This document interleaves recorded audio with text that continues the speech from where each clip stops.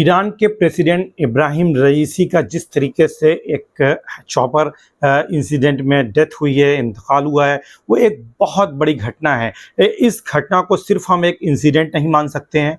हालांकि इसके लिए हार्ड लैंडिंग को रीज़न माना जा रहा है कि जिस इलाके में वो ईरान के वेस्टर्न प्रोविंसेस में थे, तबरेज़ के पास, और वो अज़रबैजान से एक डैम के इनॉग्रेशन के बाद लौट रहे थे। उसके बाद इस तरीके की एक सिचुएशन आई, वहाँ का जो वेदर कंडीशन थी वो बहुत ज़्यादा डिस्टर्ब थी, वहाँ रेनी एक कंडीशन थी, वहाँ पर फॉग था और विजिबिलिटी बहुत कम थी, जिसके चलते एक उन्हें हार्ड लैंडिंग करनी पड़ी। हार्ड लैंडिंग का मतलब ये है कि किसी तरीके का नेविगेशन सिस्टम में प्रॉब्लम आ जाना या टेक्निकल प्रॉब्लम आ जाना या फॉग के चलते विजिबिलिटी का कम हो जाना, जिसके चलते पायलट कंट्रोल नहीं कर पाया और एक कंट्रोल तरीके से उसने जहाज़ को यानी अपने चॉपर को नीचे उतारने की कोशिश करी ताकि कम फोर्स के साथ वो ज़मीन से टकराए और नुकसान होने की संभावना कम रहे। लेकिन अब जिस तरीके के पिक्स आ रहे हैं और सिर्फ हेलीकॉप्टर का जिस तरीके से टेल दिखाई दे रहा है, आगे का पूरा हिस्सा गायब है, उसके बाद ये क्रैश दिखाई दे रहा है। और एक चीज़ और भी बड़ी इंपॉर्टेंट है कि प्रेसिडेंट के साथ दो और भी चॉपर थे और वो सही सलामत पहुंचे हैं। तो क्या ये कारण रहा है? क्या इसके पीछे इजराइल का एंगल है? और निश्चित रूप से इसको इग्नोर नहीं किया जा सकता है। ईरानियन जो एजेंसीज हैं वो इस पर इन्वेस्टिगेशन कर रही हैं। और एक अगर हम पूरे सिनारियो को देखें तो जिस तरीके से ईरान के अंदर टारगेट किलिंग होती रही है, अभी फ़खरी निज़ाद जो वहाँ के बहुत बड़े साइंटिस्ट हैं उनकी टारगेट किलिंग हुई है। इसके अलावा भी कई दूसरे साइंटिस्ट को जो है वहाँ पर टारगेट किलिंग के ज़रिए से इजराइल ने उन पर हमले किए हैं और उनको मार गिराया है। और 13 अप्रैल में को जिस तरीके से 300 से ज़्यादा ड्रोन और मिसाइल्स का अटैक हुआ और ईरान ने रईसी के नेतृत्व में जिस तरीके से अपने परमाणु कार्यक्रम को आगे बढ़ाया और ऐसी संभावना व्यक्त की जा रही थी कि वो बहुत जल्दी परमाणु परीक्षण कर सकते हैं। हालांकि ये एक एंगल हो सकता है कि वो परमाणु परीक्षण करते हैं और इससे पहले ही उन पर इस तरह का अटैक हुआ, क्योंकि इनके पहले जो प्रेसिडेंट थे हसन रूहानी वो कहीं ना कहीं लिबरल फेस थे, जबकि रईसी जो है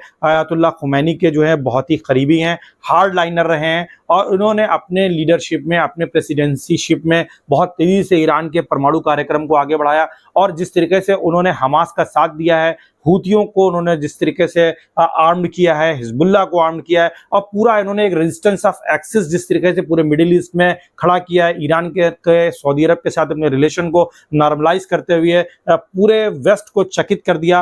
वो सारी चीज़ें जो है वेस्ट की आंखों की वो किरकिरी बन गए थे और कहीं ना कहीं पूरा वेस्ट और इजराइल खास करके उनको रास्ते से हटाने की कोशिश कर रहा था, उनको चोट पहुंचाने की कोशिश कर रहा था, ईरान को नुकसान पहुंचाने की कोशिश कर रहा था। इसलिए कॉन्स्पिरेसी थ्योरी को तो इनकार नहीं किया जा सकता है, लेकिन चूंकि अभी जांच चल रही है और इस जांच में अगर हम देखें तो मोसाद का जो रोल है, मोसाद नोटोरियस किस लिए रहा है, इसी तरीके की घटनाओं को अंजाम देने के लिए मोसाद की पहचान रही है। मोसाद हमेशा इस तरीके की किलिंग करता रहा है और इस बात से हम इनकार नहीं कर सकते हैं कि इसके पीछे मोसाद या CIA या इन दोनों का ज्वाइंट वेंचर हो।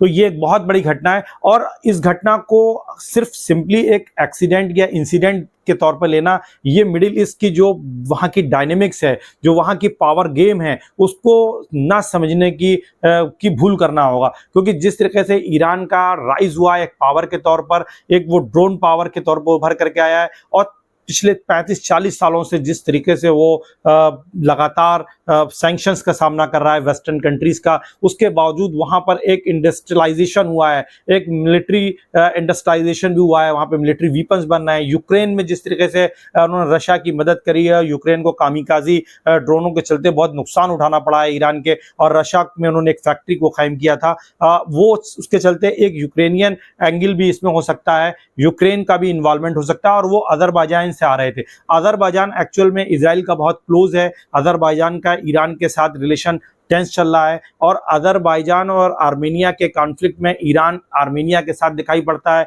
आर्मेनिया को वो हथियारों के साथ मदद भी करता रहा है और जिस तरीके से मोसाद की प्रेजेंस या इजराइल की प्रेजेंस अजरबैजान में है और अजरबैजान के बॉर्डर के ठीक ही करीब तबरेज़ जो जगह वेस्टर्न ईरान के बॉर्डर पर है, वहीं पर यह दुर्घटना घटी है। तो ऐसी एक संभावना बनती है कि वहाँ पर एक ख़राब मौसम के चलते वहाँ पर इस तरीके का कोई टारगेट कामिकाज़ी ड्रोन या कोई मिसाइल ने हिट किया हो, जिसके चलते ये हेलीकॉप्टर या चॉपर जो है क्रैश कर गया, क्योंकि इसकी जो सिचुएशन है वो क्रैश करने वाली है। क्रैश जो है वो हार्ड लैंडिंग से थोड़ा-सा डिफरेंट होता है। क्रैश में अनकंट्रोल्ड वे में हेलीकॉप्टर जो है वो नीचे आता है और तेज़ी के साथ ज़मीन से टकराता है, और चूँकि टेल उसकी सिर्फ दिखाई दे रही है पिक्स में, जो मीडिया में आपने पिक्स देखी होंगी, और बाकी पूरा चॉपर जो है वो जला हुआ दिखाई दे रहा है, उसके मलबे में कुछ भी दिखाई नहीं पड़ रहा है। वो इस बात को इंडिकेट कर रहा है कि कोई बड़ा हादसा इसके साथ हुआ है। और एक और इम्पॉर्टेंट एंगल है, अगर आप इसका इन्वेस्टिगेशन करें, चूंकि ईरानियन प्रेसिडेंट के साथ 2 और चॉपर चल रहे थे, ये चॉपर जो है उनके प्रोटोकॉल में थे, वो सही सलामत पहुंच गए। और इन की जो फॉर्मेशन होती है, जब कोई वीआईपी मूवमेंट होता है तो उसकी एक फॉर्मेशन होती है, उस फॉर्मेशन में जो पेट्रोलिंग वाले चॉपर्स होते हैं वो लगातार, जिसमें वीआईपीज बैठे होते हैं, उनके साथ कांटेक्ट में रहते हैं। लेकिन ऐसा कोई कांटेक्ट इन 2 चॉपर्स के साथ, प्रेसिडेंट रईसी की चॉपर के साथ नहीं दिखाई पड़ता है। और वो मिसिंग जब हुआ, इसके बावजूद उन्होंने उसको लोकेट करने की कोशिश नहीं करी, आइडेंटिफाई करने की कोशिश नहीं करी, बल्कि वो सही सिक्योरली जो है अपने प्लेसेस पे उतर गए। तो ये एक बहुत बड़ा इसमें एंगल दिखाई पड़ रहा है। फिर जिन हेलीकॉप्टर्स का इस्तेमाल वो कर रहे थे, वो बेल 212 थे, जो कि अमेरिकन बने हुए हैं, टेक्सास में इसकी फैक्ट्री है, काफ़ी पुराने हैं। तो इनमें टेक्निकल फॉल्ट आने की संभावना से भी आप इनकार नहीं कर सकते। लेकिन चूंकि प्रेसिडेंट रईसी इसका इस्तेमाल कर रहे थे, तो डेफिनेटली ईरान का जो प्रोटोकॉल है, ईरान का जो टेक्निकल सपोर्ट सिस्टम है, उसने अपने एंगल पर पूरी तरीके से इसका एनालाइज किया होगा कि ये फ्लाइंग के लिए सुटेबल हैं, उन्होंने इसके लिए परमिट दिया होगा, जिसके बाद ही उस पर उड़ान ली गई होगी। तो कुल मिलाकर के ये सारे एंगल्स हैं, लेकिन डेफिनेटली एक बहुत बड़ा धक्का लगा है, पैलेस्टीनियन काज को धक्का लगा है। इजराइल डेफिनेटली एक बहुत ही कंसोलिडेटेड सिचुएशन में आया है। ईरान में एक लीडरशिप की क्राइसिस उभर करके सामने दिखती है, क्योंकि जिस तरीके से कासिम सुलेमानी की हत्या की गई, अभी जावेदी साहब को जो है वहाँ लेबनान में ईरान के कॉन्सुलेट में एक स्ट्राइक के जरिए इजराइल ने हिट किया, और जिसमें उनकी डेथ हुई। उसके बाद ईरान ने जो है अपने ड्रोन्स और मिसाइल्स लॉन्च किए थे इजराइल के ऊपर। फिर अगर हम देखें, फखरे निजाद जो कि बहुत बड़े साइंटिस्ट थे ईरान के, उनकी किलिंग हुई है, और भी कई सारे साइंटिस्ट की हत्या हुई है। तो कुल मिलाकर के ईरान में एक क्राइसिस आ रहा है लीडरशिप का, और ये लीडरशिप क्राइसिस जानबूझ के क्रिएट किया जा रहा है ताकि ईरान की जो मैच्योर लीडरशिप है वो उसके एब्सेंस में हार्डलाइनर के साथ उनको प्रोवोक करके ईरान को कहीं ना कहीं नुकसान पहुंचाया जाए, ईरान के एटॉमिक कार्यक्रम को नुकसान पहुंचाया जाए। क्योंकि रईसी का लीडरशिप बहुत ही विजनरी था।